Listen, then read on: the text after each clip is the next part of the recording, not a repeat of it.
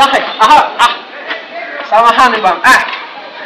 Samahani basi, nishakwambia samahani, wataka nikufuate. Nakusikia hapo. Sasa usingesimama ukanisikiliza. Haya, ongea.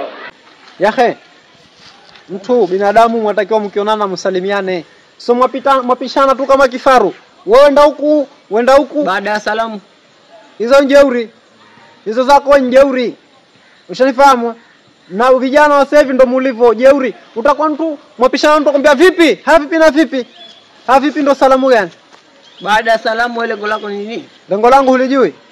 Haya hata nikikwambia lengo langu utalifanyia kazi? Siongea. Basi ingia buku au buku mbili kama unataka. Unijua ndo shida yako. Huna jingine sasa. Ndo nitangaze. Ndo nitangaze kwa ninakuomba.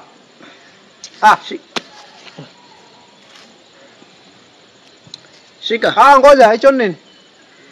Hicho tia kwa nini? Unataka ujue hichi nini au unataka pesa? Pesa na mafuta. Kwani hujatoa pesa tu mafuta ni yako ya mimi. Ngoja na mengine huku ya kazi gani hapa? Haya na haya yani. Ndio pia mafuta. Mafuta chupa mbili. Sio mafuta baba. Mshika. Sitaki tena pesa, sitaki tena pesa. Mshika bana. Sitaki. Kama huna nia ya pesa sema.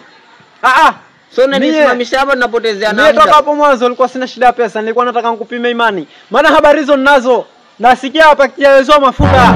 Ushanifahamu? Wakinyoa kichwa kisha kushakingoa wakipaka mafuta. Kishafanya shughuli hiyo, habari hizo ninazo. Tekeleza kukofia. Shika bana pesa. Nini? Kwani lengo lako si pesa? Shika pesa. Baba sikiliza. Hata huyo mtunke humvunji loki kwa buku. Mimi loki yangu huivunji kwa buku. Ushanifahamu? Tafuta mtu akumpata kirahisi hivyo. Si mie.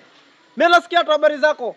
Nikaenda pale kwa binti yangu na nikuta Said Amiri. Kankanale kina salama wajisifu pale. Bana sikiliza mimi niache. Kama hutaki pesa mimi niache ende zangu. Si tatizo, wewe nenda. Mimi huwezi kunivunja loki kwa buku. Na hata ningekuwa ni 500,000. Mimi hunipati kirahisi hivyo ya khe. Huo mchezo unaofanya wewe na Said Amiri, endeleeni hivyo. Lakini iko siku yenu na hii habari nitamfikishia Bihadia hasa.